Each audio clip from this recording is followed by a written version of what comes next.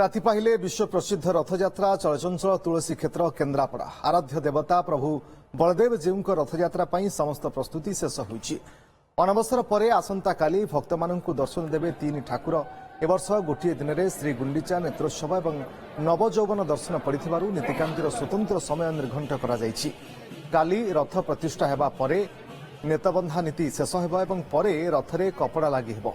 सकाळु पहुड़ खोला जाई जयमंगला आरती नीति स्नानबल्लभ खेचुड़ी धूप पर सेनापटा मंगलार्पण सारी पहंडी विजे आरंभ हेबो।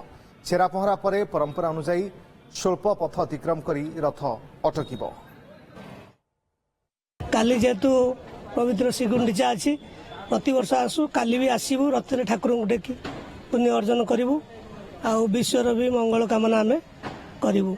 आमर रथ काम गोटे दिन आगुरी निर्धारित काम ठार गोटे दिन आगुरी अर्थात गतकाली रथ कार्य समापन होईछि एवं आसंता काली रथ प्रतिष्ठा हब।